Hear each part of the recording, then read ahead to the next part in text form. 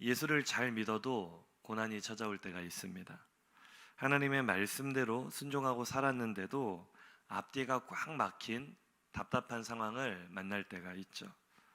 하나님의 사람으로 잘 알려진 오늘 본문을 기록한 예레미야 선지자도 그런 상황을 처했습니다. 오늘 본문이 꼭 그런 상황에 처한 예레미야의 모습을 보여주고 있죠. 예레미야가 살았던 시대 유다 말기입니다. 그래도 마지막 유다의 등불이었던 요시야 왕이 전쟁터에서 사망하고 난 뒤로 유다는 그야말로 국운이 기울었죠. 왕이 5번이 바뀌면서 정말 혼란의 연속으로 치닫고 있습니다. 국제 정세는요, 아시리아 제국이 쇠퇴하면서부터 큰 격동에 휘말리기 시작했습니다. 새롭게 등장한 강자인 바벨론과 전통의 강자인 이집트 사이에 큰 세력 다툼이 일어나고 국제 정세가 쇠판짜기에 들어갔을 때 이 작은 나라인 유다는 그야말로 고래 싸움에 새우 등이 터지는 그런 지경이었죠. 이 시기 유다 모든 백성들은 고통을 당했습니다. 나라가 온통 전쟁의 소용돌이에 휘말리고 이집트가 쳐들어와서 왕을 잡아가지를 않나, 조금 지나가면 바벨론이 쳐들어와서 왕을 잡아가지를 않나, 나라가 온통 혼란의 연속이었는데 예레미야 개인에게도 이 시기는 굉장히 고통스러운 시간들이었어요. 예레미야는 이 격동의 시기 가운데 유다의 마지막 왕인 시드기야 왕에게 끊임없이 하나님의 말씀을 전했습니다.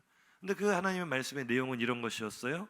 유다는 결국 바벨론에게 망할 것이다.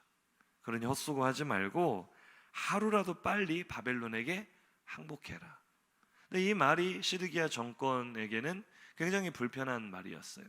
시드기야 정권은 친 이집트 정책을 폈기 때문에 항복을 하더라도 이집트에게 항복을 하고 힘을 빌리더라도 이집트의 힘을 빌려야 된다. 이것이 대세였는데 하나님의 사람이라는 예레미야는 정반대의 얘기를 하는 거예요. 바벨론에게 우리가 망할 것이다. 그렇게 예언했던 결과 예레미야는 어떻게 됐을까요? 감옥에 갇혔습니다. 예레미야 32장 3절에서 5절 그 내용을 요약해서 하반절만 읽어보겠습니다. 여호와께서 이와 같이 말씀하시니라. 너희가 갈대아인과 싸울지라도 승리하지 못하리라 하셨다 하였더니 유다왕 시드기야가 이르되 네가 어찌하여 이같이 예언하였느냐 하고 그를 가두었으니로다. 아멘. 예레미야가 시위대 뜰이라는 이 왕궁에 있는 감옥에 갇혔습니다. 갇히게 된 이유가 뭐예요? 죄목이 뭐예요? 시드기야 왕이 말합니다. 네가 어찌하여 이와 같이 예언하였느냐. 자, 선지자가 뭐 하는 사람이죠? 선지자는 미리 보는 사람이에요. 미리 아는 사람이에요. 하나님께서 보여주신 미래의 일들을 미리 알고 자기의 생각을 말하는 사람이 아니라 하나님의 말씀대로 예언하는 사람입니다. 자, 그럼 예레미야 선지자 지금 잘했어요? 못했어요? 잘했어요. 자신에게 주어진 사명에 충실했어요. 하나님께서 주신 말씀대로 예언을 했더니 돌아오는 반응은 네가 어찌하여 이렇게 예언을 하였느냐 하고 어디에 가둬버렸어요? 감옥에 가두었어요. 어떻게 이렇게 황당한 일이 있을 수 있습니까? 사명에 충실한 결과가 감옥이라니. 그런데 오늘 이 시대를 살아가는 우리의 모습 너무나 이와 유사하지 않습니까? 성도는 뭐 하는 사람들입니까? 하나님을 예배하는 사람들인 줄로 믿습니다. 우리 예배자들의 본분은 모이기를 힘쓰고 하나님께 찬양과 경배를 올려드리며 예배하는 것이 우리의 삶의 첫 번째 목적인 줄로 믿습니다. 예배자가 예배를 드리는 것 잘하는 일이에요? 못하는 일이에요? 지극히 당연하고 마땅한 일이에요. 그런데 오늘 우리는 예배자가 예배를 했다는 이유로 제재를 받습니다. 불이익을 받습니다. 너무나 어처구니 없는 일들을 많이 당하고 있어요. 지금 이 코로나 시대를 보십시오. 분명히 위험한 건 사실이에요. 그래서 우리가 지금 다 방역 수칙을 지키면서 예배를 드리고 있지 않습니까? 그런데 보세요. 아무리 코로나 시대여도 우리가 대중교통 다 이용하지 않습니까? 사람을 만나는 일도 하고 일상의 일들을 하고 있어요. 식당에 가면 밥도 먹고 카페에 가서 차도 마십니다. 그런데 유독 사람들은 교회를 못 잡아먹어서 안달인 것처럼, 마치 교회가 코로나 감염의 원상인 것처럼. 물론 최근에는 이제 방역 당국으로부터도 대면 예배를 통해서 감염된 사례는 없었다, 안전하다 이야기가 나오고는 있지만 한 번 프레임에 갇혀버린 국민들의 정서는 쉽게 바뀌지를 않죠. 지금도 뭐 어제도 보니까 이 경북 어디였나요? 그 교회에서 또 집단 감염이 발생했다 뉴스를 봤는데 보니까 하나님의 교회예요. 이단이라고요. 그런데도 뭐 언론은 교회라는 이름만 들어가도 다 우리 믿는 사람들이 잘못인 것처럼 우리 입장을 보면 너무나 억울하죠. 우리는 마땅히 해야 될 예배, 사명, 본분 충실했는데 세상으로부터 비난을 당하고 조롱을 당하고 어려움을 겪고 있어요. 신앙만 그렇습니까? 우리의 삶은 어때요? 제가 울산에 와서 느낀 것은 참 울산 사람들 부지런하다. 대한민국 사람들 자체가 부지런하지만 이 울산은 특별히 대한민국 산업의 심장 아닙니까? 우리 새벽 예배 나올 시간이면 출근하는 분들이 많아요. 그래서 저는 그 속에서 희망을 봅니다. 하나님, 이 울산 사람들은 일찍 일어나는 데는 이미 적응이 돼 있습니다.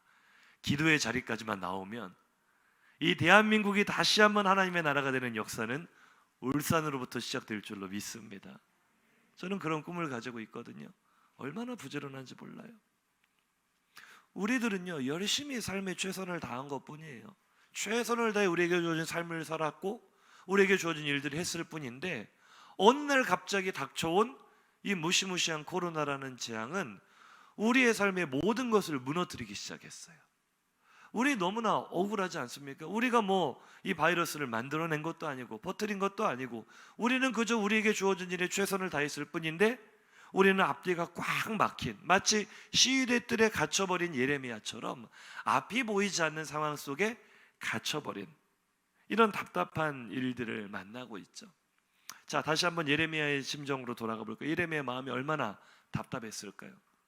지금 예레미야 한 사람만 올바른 이야기를 하고 있어요. 온 나라가 정신을 차리지 못하고 그릇된 길로 가고 있을 때 입바른 소리, 정말 옳은 소리, 하나님이 원하시는 말을 하는 사람은 예레미야 한 사람인데 그 올바른 길을 선택한 결과가 시위대 뜰이었고 감옥이었어요. 예레미야의 심정이 어땠을까요? 저는요 예레미야가 꼭 이 찬양을 불렀을 것 같아요. 왜 나를 깊은 어둠 속에 홀로 두시는지 어두운 밤은 왜 그리 길었는지 나를 고독하게 나를 낮아지게 세상 어디도 기댈 곳이 없게 하셨네. 광야에 서 있네. 아마 우리들 가운데도 하루하루 이 찬양 부르고 싶으신 분들 많을 거예요. 하나님, 왜 이렇게 나를 힘들게 하십니까? 하나님께 묻고 싶을 때 있지 않으세요? 하나님, 제가 뭘 그렇게 잘못했습니까? 열심히 나에게 주어진 삶을 최선을 다해 살았을 뿐인데 꼭 코로나가 아니더라도 우리 인생에 갑자기 풍랑이 몰아닥칠 때가 있잖아요. 갑자기 폭풍우가 다가올 때가 있어요. 우리가 시위대들에 갇혀버린 것처럼 눈앞이 캄캄할 때가 있다고요. 이럴 때 우리의 마음은 괴롭죠. 무너집니다. 예레미야도 그랬을 거예요. 너무나 답답한 마음을 끌어안고 이 나라가 어떻게 될지, 또 오늘 왕의 감옥에 갇혀있는 나의 운명은 어떻게 될지 한치 앞을 보지 못하는 답답한 상황 속에서 신음하고 있을 때 하나님의 음성이 감옥에 갇힌 예레미야에게 첫 번째로 임하기 시작합니다. 어떤 음성이었을까요? 위로의 말씀이었을까요? 예레미야 32장 7절입니다. 같이 읽습니다. 보라, 내 숙부 살롬의 아들 하나멜이 내게 와서 말하기를 너는 아나돗에 있는 내 밭을 사라. 이 기업을 물을 권리가 내게 있느니라 하리라 하시더니. 아멘. 하나님께서 감옥에 갇혀있는 예레미야에게 첫 번째로 하시는 말씀은 한 가지 예언, 앞으로 일어날 일에 대한 예언이었는데 그야말로 아닌 밤중에 홍두깨 같은 엉뚱한 소리였어요. 지금 예레미야는 마음이 몹시 쓰리고 아픕니다. 고난 중에 있습니다. 그런데 하나님께서 갑자기 예언의 말씀을 주시는데 뜬금없는 말씀이에요. 네 사촌 동생이 너를 찾아올 것이다. 면회 올 것이다. 아니 면회를 온다고요? 무슨 일로요? 물어봤더니 걔가 와서 한다는 말이 뜬금없이 부동산 거래를 하자. 감옥에 갇혀있는 예레미야에게 이런 얘기를 할 거라는 거예요. 뭐 이런 황당한 말씀이 다 있나 예레미야가 참 이게 무슨 일인가 하고 있는데 생각해 볼수록 괘씸하다는 거죠. 왜냐하면 예레미야 1장 1절을 보면 예레미야의 출신지를 성경은 아나돗 사람이다라고 말합니다. 아나돗은 예레미야의 고향이었는데 사실 지금 시위대 뜰에 갇혀 있는 예레미야, 이 시점에서 예레미야는 자신의 고향 사람들과 연을 끊은 지가 꽤 오래되었어요. 그렇게 된 이유가 있는데요. 예레미야가 지금 자신이 감옥에 갇혀 있는 것 자체가 증명을 하지만 많은 고난을 당했거든요. 시드기야 정권으로부터 많은 핍박과 고난을 당하고 살해 위협도 많이 당했어요. 그 결과 지금 감옥에 갇혀 있는 거 아닙니까? 그런데 그 시대 가운데 예레미야를 가장 힘들고 고통스럽게 했던 사람들은 시드기야 정권 사람들이 아니라 엉뚱하게도 자기 고향 사람들이었고 자기 친인척들이었어요. 말씀을 한번 볼까요? 예레미야 11장 21절입니다. 시작. 여호와께서 아나돗 사람들에 대하여 이와 같이 말씀하시되 그들이 네 생명을 빼앗으려고 찾아 이르기를 너는 여호와의 이름으로 예언하지 말라. 두렵건대 우리 손에 죽을까 하노라 하도다. 아멘.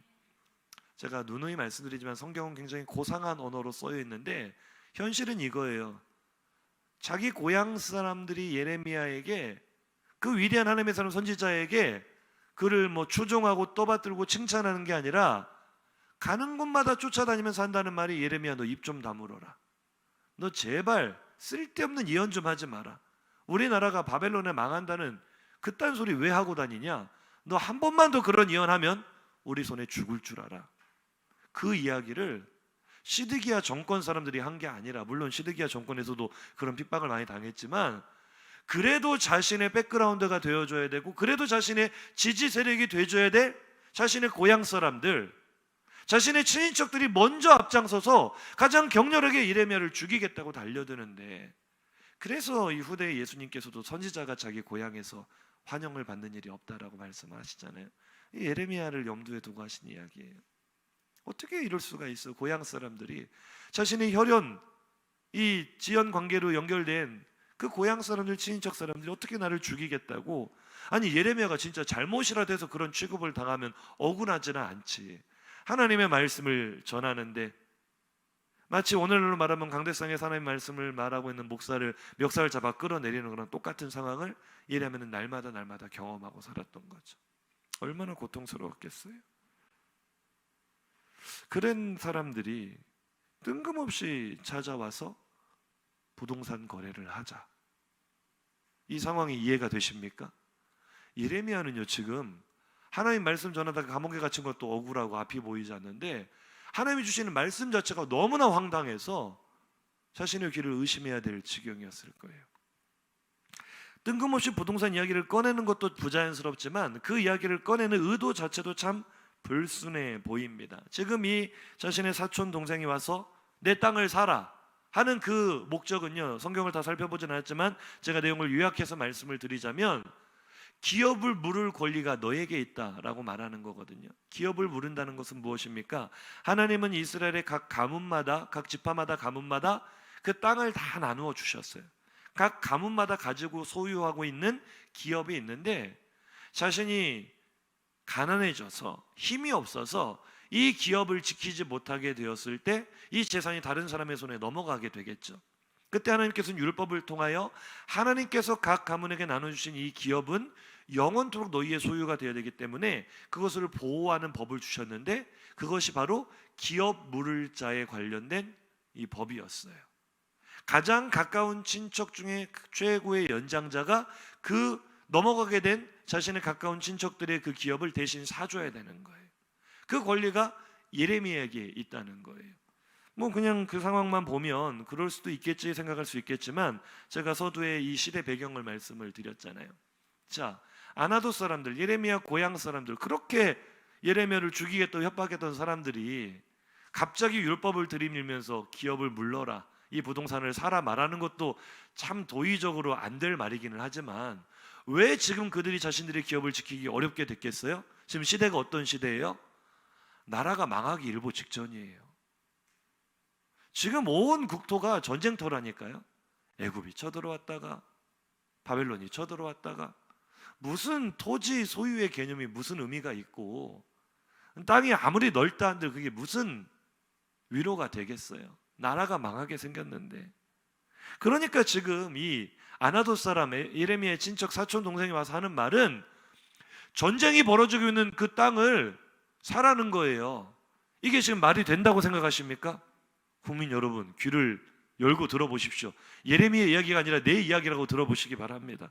어제 뉴스를 보니까요, 울산 중구와 남구가 부동산 투기 과열 지구로 선정이 되었답니다. 그래서요, 거래량이 사라져 버렸대요. 이 투기 과열 지구로 선정되기 전에는 매물이 나오기가 무섭게 없어졌대요. 평당 2천만 원이 넘는데도 뭐 나오기가 무섭게 다 팔렸대요. 그런데 국가에서 이게 지금 서울의 집값이 올라가다 보니까 광역시들도 집값이 올라간다, 그걸 예의주시하면서 위험하다 해서 제동을 걸자마자 이제 부동산 중개업을 하는 분들이 울상인 거예요. 매물이 다 씨가 말랐다는 거예요. 거래가 끊겼다는 거예요.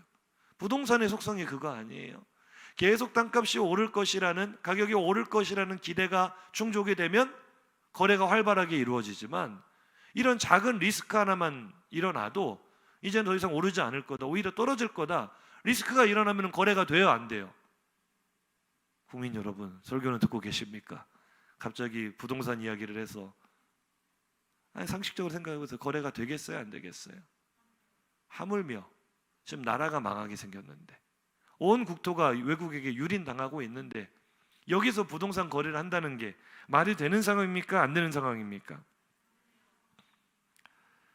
기가 막힌 이야기죠. 지금 앞이 보이지 않는 절망 가운데 있는 예레미야에게 위로의 말씀으로 달래주셔도 마음이 풀리기가 어려운데, 이런 황당한 일을 겪게 하십니다. 자기를 원수 삼고 죽이겠다던 친척이 뜬금없이 찾아와서는 내 땅을 사라. 무슨 의미가 있어, 그 땅을 사는 게? 나라가 망하게 생겼는데. 그런데 예레미야 어떻게 해야 됩니까? 하나님의 첫 번째 말씀이 그 말씀이니까 반응을 해야겠죠. 순종을 해야겠죠.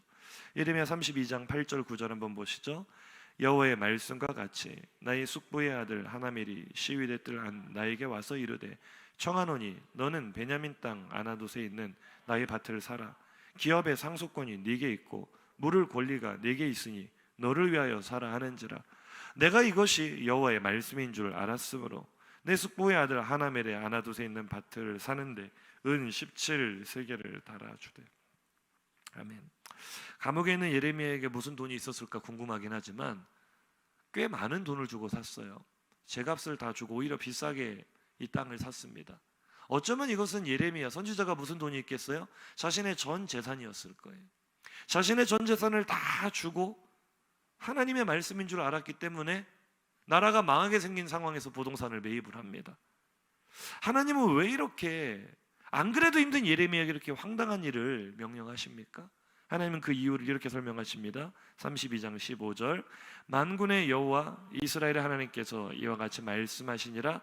사람이 이 땅에서 집과 밭과 포도원을 다시 사게 되리라 하셨다 하니라. 아멘. 한번 인사해 보시죠. 왜 부르짖으라고 하실까요? 오늘 너는 내게 부르짖으라 말씀하시는 하나님의 마음이 보이기 시작할 때 우리 안에 잃어버렸던 행복도 회복될 줄로 믿습니다. 나에게 부르짖으라 명령하시는, 이해가 되지 않는 그 명령, 그 속에 담긴 하나님의 마음을 살펴볼까요? 에스겔 36장 36절 이하입니다. 시작. 너희 사방에 남은 이방 사람이 나 여호와가 무너진 곳을 건축하며 황폐한 자리에 심은 줄을 알리라. 나 여호와가 말하였으니 이루리라. 주 여호와께서 이같이 말씀하셨느니라. 그래도 이스라엘 족속이 이같이 자기들에게 이루어 주기를 내게 구하여야 할지. 아멘. 자, 오늘 말씀 그대로잖아요. 하나님께는 선하신 뜻과 계획이 있어요. 내가 무너진 곳을 다시 일으켜 세울 것이다. 회복시킬 것이다. 내가 말하였으니 이룰 것이다. 그런데 정말 중요한 거는요, 그래도예요. 그래도 너희가 나에게 구하여야 할지라. 아멘. 왜 그럴까요? 왜? 하나님이 이미 뜻을 세우셨고 정하신 대로 일을 행하실 것인데 왜 나에게 그것을 구하라고 하실까요? 왜 나에게 부르짖으라고 하실까요? 오늘 본문 3절을 다시 한번 보세요. 시작. 너는 내게 부르짖으라. 내가 내게 응답하겠고 네가 알지 못하는 크고 은밀한 일을 내게 보이리라. 아멘. 할렐루야. 하나님께서 나에게 부르짖으라 말씀하시는 이유, 하나님은 나와 함께 일하기를 원하십니다. 나의 기도를 통해 일하기를 원하십니다. 하나님의 선하신 뜻이 이루어지는, 이 땅에 이루어지는 열쇠는요 바로 기도입니다. 예수님께서 우리에게 가르쳐주신 기도도 뜻이 하늘에서 이루어진 것 같이 땅에서도 이루어지이다.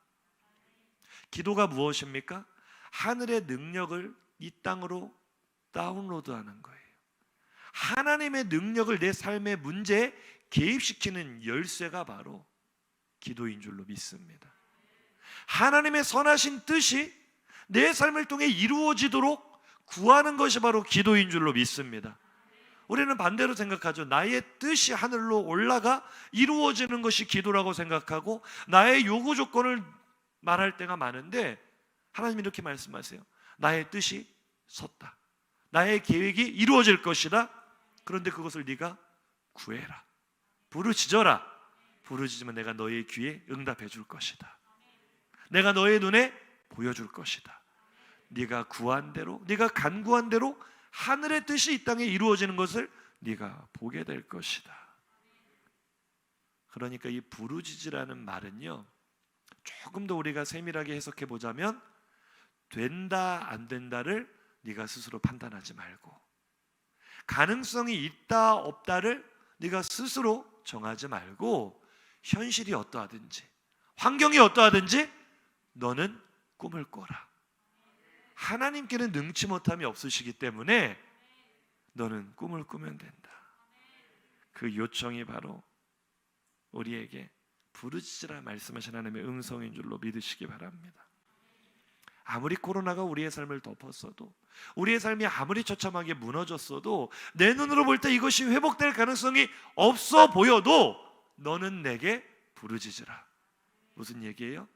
일을 행하시는 분은 하나님이시니 일의 결과는 하나님께 맡기고 너는 된다고 믿고 꿈을 꾸라는 거예요.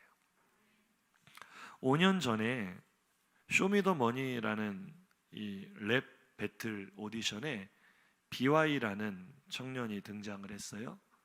속칭 예수쟁이 래퍼입니다. 이 친구의 노래가 자작곡인데 참 특이해요. 이 랩이라는 음악 자체가, 힙합이 굉장히 좀 비판적이고 다른 사람을 비난하고 디스하고 이런 문화거든요. 근데 이 친구는요, 예수를 잘 믿는 청년인데 자신의 모든 자작곡 노래 가사에 자신의 신앙 고백을 담았어요. 내가 하나님을 어떻게 생각하는지, 나는 앞으로 어떤 인생을 살기를 원하는지, 하나님은 나에게 어떤 분이신지, 세속적인 노래인데 하나님을 찬양하는 가사를 다 담았어요. 그러면 보통은 사람들에게 인기가 없거든요. 이런 노래가 편견을 심어줘. 저 예수쟁이, 저 종교 이야기를 왜 하냐, 이렇게 받아들이는데, 워낙 실력이 출중해서 압도적으로 그 오디션에서 1등을 차지하고 지금도 활발하게 활동을 하고 있는 그런 가수입니다. 그런데 이 친구가 쓴 노래 가운데 Time Goes On이라는 노래가 있는데요, 굉장히 인상적인 가사가 나와요. 자기의 실제 이야기예요. 자기가 이렇게 하나님께 물어봤답니다. 의심 가득했던 나는 신에게 허구한 날 물어봤어. 내가 꾸는 꿈을 내 능력으로 갚을 수 있냐고. 이 친구의 꿈이 굉장히 컸어요. 나는 11조를 한 달에 1억씩 할 것이고, 나는 정말 많은 돈을 벌어서 하나님 나라를 위해서 살겠다는 원대한 꿈을 꿨는데, 지금 이 노래를 쓰던 당시에 자신은 완전히 무명이고 알려지지 않았고 망상처럼 느껴지는 꿈이었거든요. 그러니까 자신도 의심이 되는 거죠. 하나님께 물어봤다는 거예요. 하나님, 이 꿈을 내 능력으로 갚을 수 있겠습니까? 내 실력으로 이 꿈을 이룰 수 있겠습니까? 그때 하나님께서 자신에게 대답해 주셨다는 거예요. 그 노래의 가사가 바로 오늘 설교의 제목이죠. 내가 다 갚을 테니 너는 한도 없이 꿈을 꾸어라. 내가 너의 꿈을 다 이루어 줄 테니 너는 내게 부르짖어라. 오늘 나를 향한 하나님의 음성인 줄로 믿으시기 바랍니다. 내가 내 자신을 바라보고 현실을 바라보면요, 불가능한 일이 너무나 많아요. 절대로 이루어질 수 없는 비현실적인 꿈들이 있어요. 그런데 하나님 어떤 분이십니까? 하나님 안에서 우리가 꿈을 꿀 때, 하나님의 비전 안에서 우리가 꿈을 꿀 때 불가능해 보이는 그 꿈을 현실로 만들어 주시는 분인 줄로 믿으시기 바랍니다.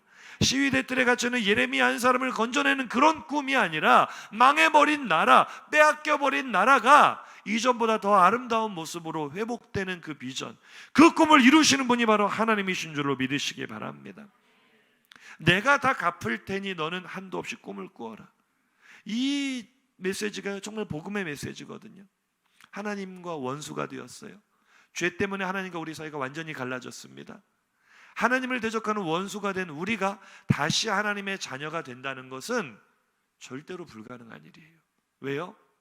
율법이, 죄가, 사망의 권세가 우리의 생명과 전 존재를 그 죄의 값으로 요구하기 때문입니다. 우리는 절대로 하나님과 가까워질 수 없는 철저한 무능과 부패에 빠졌습니다. 그래서 칼빈은 이것을 신학적으로 전적인 타락이다. 머리부터 발끝까지 온 영혼이 다 죄악으로 오염되어 버려서 아무런 가능성이 없다. 우리는 더듬어서도 하나님을 찾을 수 없는 맹인이 되었다. 이것이 성경의 이야기입니다. 모든 인생은 하나님을 잃어버리고 하나님의 영이 철수를 계획하신 이유로 영생을 갈망합니다. 그러나 창세기에 나오죠. 사람이 범죄한 이유로 생명나무에 가는 길을 하나님께서 막아버리셨어요. 천사들과 두루 도는 불칼로 그 길을 지키고 아무도 접근하지 못하게 하셨어요. 생명을 빼앗겨버린 모든 인생은 영생을 갈망하지만 생명나무는 절대로 우리의 손에 닿을 수 없는 곳에 있습니다. 영생은 이루어질 수 없는 꿈이죠. 하나님의 공의 또한 그것을 확정하고 있습니다. 하나님의 공의는 무엇입니까? 죄의 삭은 사망이다. 우리에게는 아무런 소망이 없었어요. 하나님, 제가 다시 하나님의 자녀가 될 수 있나요? 제가 다시 영원한 생명을 누릴 수 있나요? 이것은 입 밖에도 꺼낼 수 없는 불가능한 일이 되었습니다. 그런데 하나님은 그 불가능을 가능케 하신 줄로 믿습니다. 어떻게요? 그 값을 내가 다 갚을 테니 너는 꿈을 꾸어라. 골로새서 1장 13절 이하 말씀입니다. 시작. 그가 우리를 흑암의 권세에서 건져내사 그의 사랑의 아들의 나라로 옮기셨으니 그 아들 안에서 우리가 속량 곧 죄사함을 얻었도다. 아멘. 속량, 값을 지불한다는 뜻이에요. 아들 독생자 예수 그리스도의 피로 값을 지불하시고 나의 꿈을 이루어 주셨다는 것, 영원한 흑암의 권세에서 하나님의 나라로 옮기셨다는 것, 이것보다 불가능한 일은 없는 줄로 믿으시기 바랍니다. 영 죽었던 내 영혼이 광명을 찾고 다시 하나님의 자녀가 되어 하나님의 나라 주인공이 된다는 것, 이보다 불가능한 일은 세상에 없는 줄로 믿으시기 바랍니다. 그 불가능한 일을 이루신 하나님께 이루지 못할 일이 어디 있겠냐는 거예요. 내 삶이 아무리 처참하게 무너졌다 한들 하나님은 능히 그것을 일으키시는 분인 줄로 믿으시기 바랍니다. 염려하지 말라는 거예요. 걱정하지 말라는 거예요. 너는 내게 부르짖으라. 그 말 속에는요, 염려는 내가 할 테니까 너는 꿈만 꾸면 돼. 너는 구하기만 하면 돼. 할렐루야. 요즘 올림픽을 보는데요, 그런 생각이 들어요. 국가대표들의 가슴에 달려있는 이 태극 마크가요, 그들에게 무궁한 긍지와 자긍심을 심어줄 뿐만 아니라 사실은 그 국가대표 선수들의 모든 것들을 다 공급해주는 스폰서 아닙니까? 대한민국이. 그들이 먹는 것, 입는 것, 자는 것, 생활에 필요한 모든 것, 훈련장과 모든 훈련 도구와 코치와 모든 시스템을 국가가 다 지원을 해주는 거예요. 아무 걱정하지 않도록. 하지만 그들에게는 한 가지 걱정이 있죠. 국가가 나에게 모든 것을 다 해준 만큼 나는 성과를 내야 된다. 메달을 따야 된다. 그 중압감 때문에 실력을 발휘 못하기도 하고 많이 울기도 하고 기뻐하기도 하고 그렇지 않습니까? 그런데 하나님이 우리의 스폰서가 되어주시고 우리가 하나님께 속하였다는 것은요, 너는 메달을 딸 걱정조차도 할 필요가 없어. 너는 바라기만 해. 너는 구하기만 해. 너는 부르짖기만 해. 이를 행하는 분은 하나님이야. 이를 성취하는 분은 하나님이야. 메달도 따게 해주겠다. 승리의 면류관도 네가 너의 실력으로 능력으로 얻는 것이 아니라 내가 너에게 주겠다. 할렐루야. 너는 내게 부르짖으라. 이 말씀 속에요, 하나님의 무한한 사랑이 담겨 있는 줄로 믿으시기 바랍니다. 빌립보서 4장 6절이죠. 시작. 아무것도 염려하지 말고 다만 모든 일에 기도와 간구로 너희 구할 것을 감사함으로 하나님께 아뢰라. 아멘. 할렐루야. 우리는 지금 우리가 어떻게 행복을 누리며 살 수 있습니까? 시리즈로 살펴보고 있습니다. 오늘 우리에게 주시는 메시지는요, 하나님께 부르짖음으로 우리는 행복을 누릴 수 있습니다. 하나님께 간구함으로 우리는 행복을 누릴 수 있습니다. 이것을 종교적인 어떤 행위로 받아들이게 되면 마음에 와닿지 않을까요? 그런데 오늘 말씀을 제대로 마주하시는 분들은 이게 이런 말씀이었구나, 이를 성취하신 하나님이 내가 다 이루어 줄 테니 너는 꿈만 꾸면 된다, 너는 내게 구하기만 하면 된다, 이 은혜를 체험하면 우리의 삶에 잃어버렸던 행복이 다시 샘솟을 줄로 믿습니다. 올해 3월 한 비보가 전해졌어요. 보스턴 마라톤의 아이콘, 사상 최고의 철인, 세상에서 가장 강한 아버지로 알려진 딕 호이트라는 분이 하나님의 부르심을 받고 영면에 들어갔죠. 사진 한번 보여주실래요? 그 이야기가 책으로도 또 영화로도 만들어져서 많은 사람들에게 알려졌어요. 얼마나 보스턴 마라톤에 오랫동안 참가하며 완주를 했던지 보스턴 마라톤 시작 출발점에는 이 아버지와 아들의 동상이 서 있습니다. 아시는 분들도 계시겠지만 이 두 부자의 이야기를 다시 한번 영상을 통해 잠시 살펴보겠습니다.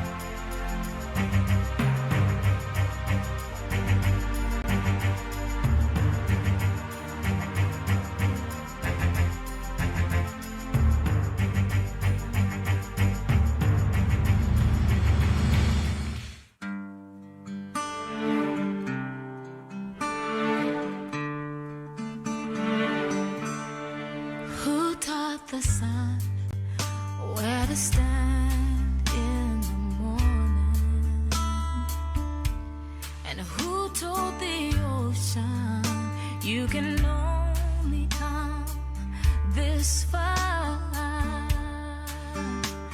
and who showed the moon where to hide till evening, whose words alone can catch a falling star. Well, I know my Redeemer lives. I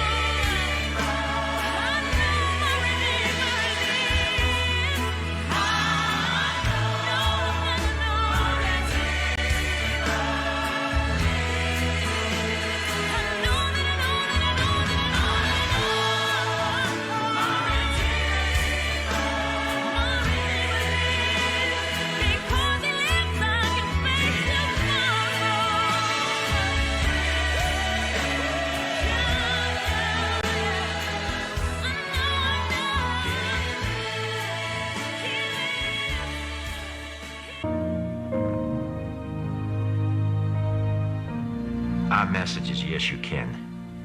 You can do anything you want to do as long as you make up your mind. You can do it.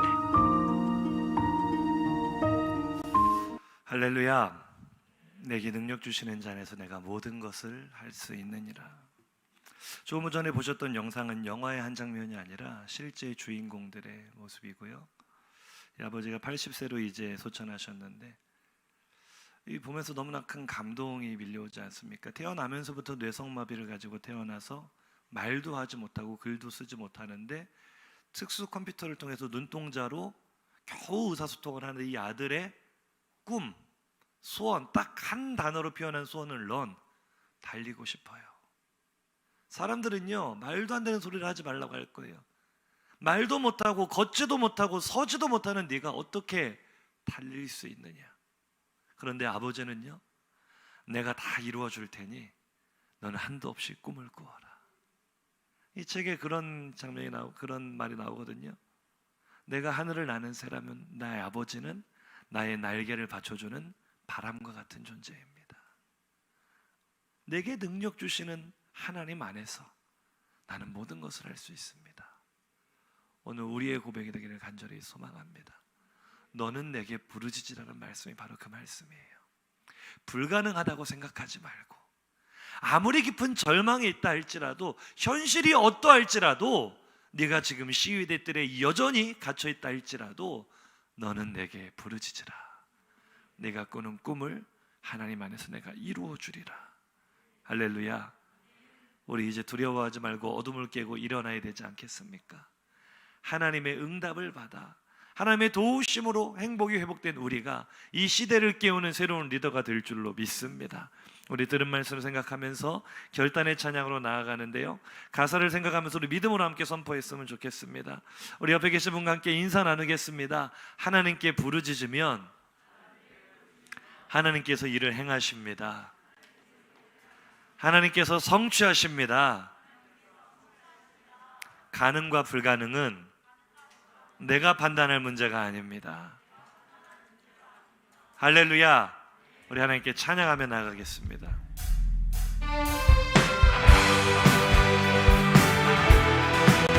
우리 다윗처럼, 여호수아처럼, 또 예레미야처럼 절망을 딛고 하나님의 도우심을 경험한 사람처럼 우리 함께 찬양하며 나가기를 원합니다. 어떤 어려움이 닥쳐와도 두렵지 않네, 두렵지 않네.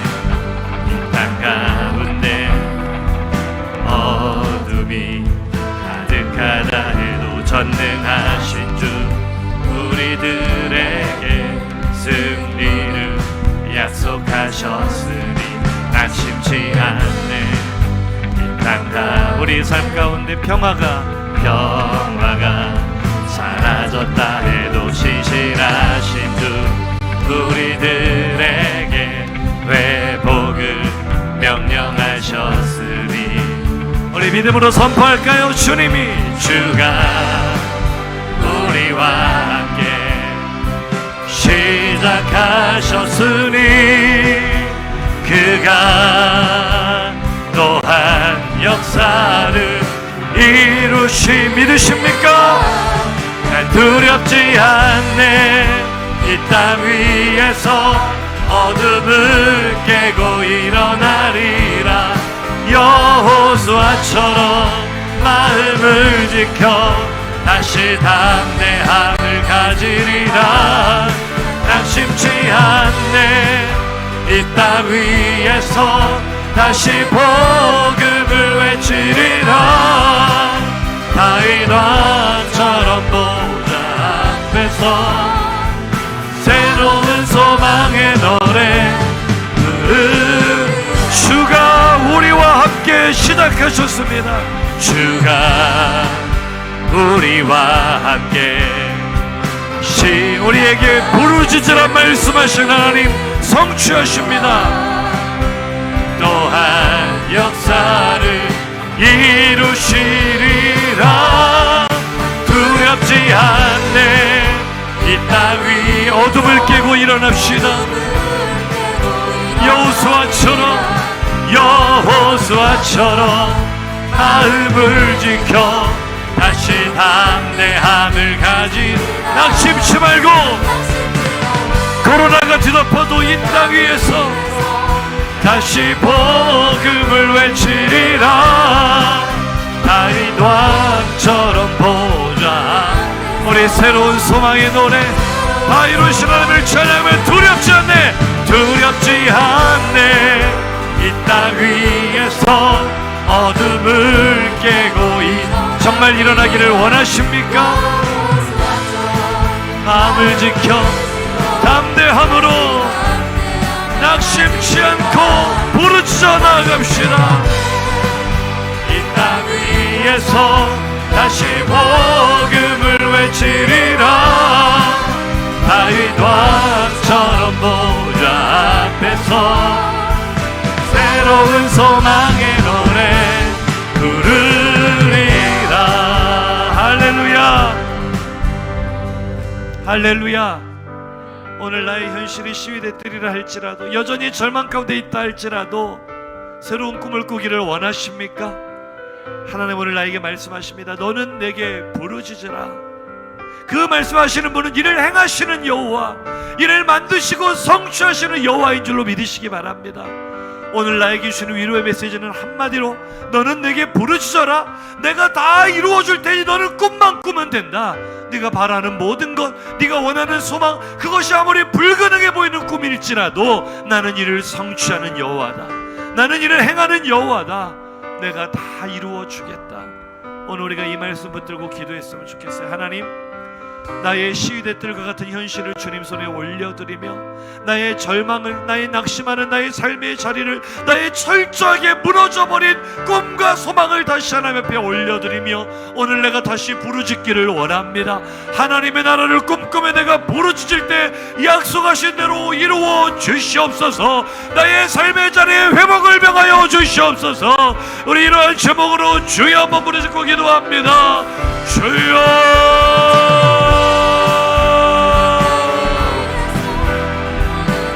하나님, 오늘 내가 겪고 있는 일들은 너무나 황당하게 그지없고 너무나 답답하게 그지없고 너무나 고통스럽고 괴로운 일들을 내가 많이 만나고 있으나 낙심하지 않고 염려하지 않고